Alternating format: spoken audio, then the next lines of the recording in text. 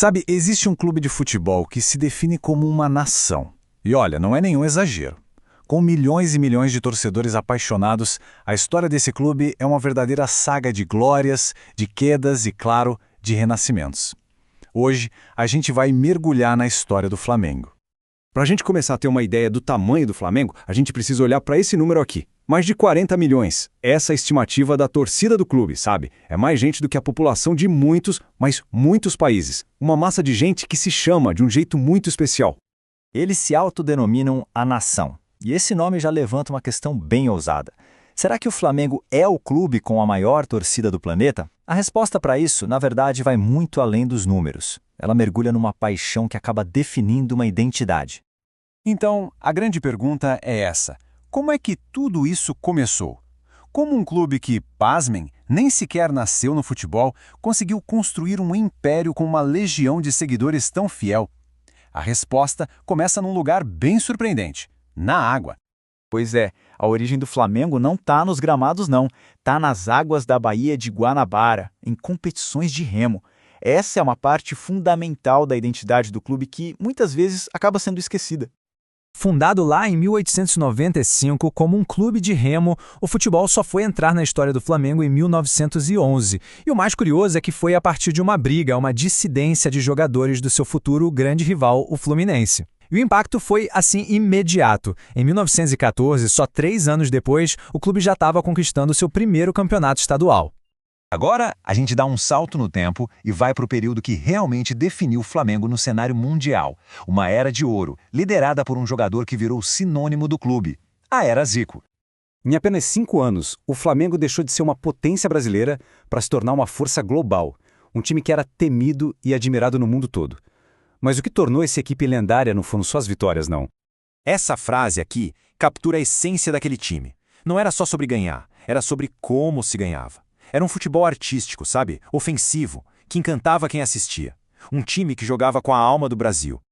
E toda essa arte, claro, se traduziu numa dinastia de títulos. A conquista da América em 81, 3 campeonatos brasileiros, mas o momento que coroou essa geração como a melhor do mundo aconteceu bem longe daqui, do outro lado do planeta, lá no Japão. Tóquio, 1981. Esse foi o momento. Liderado por um Zico simplesmente magistral, o Flamengo não só venceu o poderoso campeão europeu, o Liverpool, ele deu uma aula de futebol. Um 3-0 categórico que gravou o nome do clube na história do esporte para sempre. Mas a glória, às vezes, é passageira. E depois de chegar no topo do mundo, o caminho que veio a seguir foi longo, foi árduo. O clube mergulhou num período de muita instabilidade. Um verdadeiro abismo que testou a fé da sua torcida gigante. Por quase 3 décadas, o Flamengo viveu à sombra do seu próprio passado.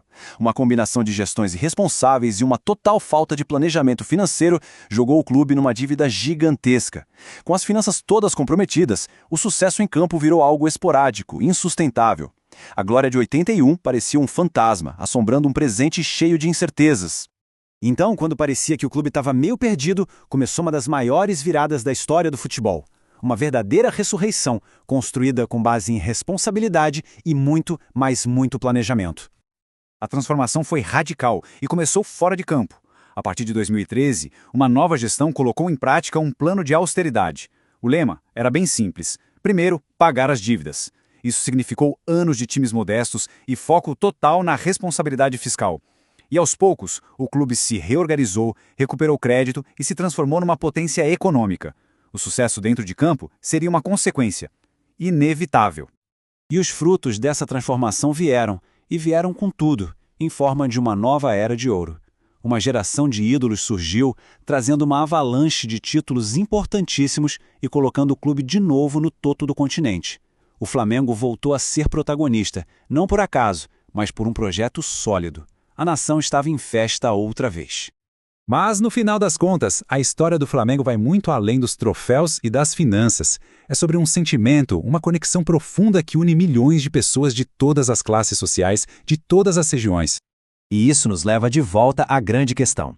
O que une essa multidão toda? É a glória do time de Zico? As conquistas mais recentes? É algo bem mais profundo. É a sensação de pertencimento, de compartilhar uma paixão que passa de geração em geração. No fim, a resposta é que para esses 40 milhões, o Flamengo não é só um time de futebol. É parte da identidade, um símbolo de resistência, de alegria e de comunidade. É uma chama que, simplesmente, nunca se apaga.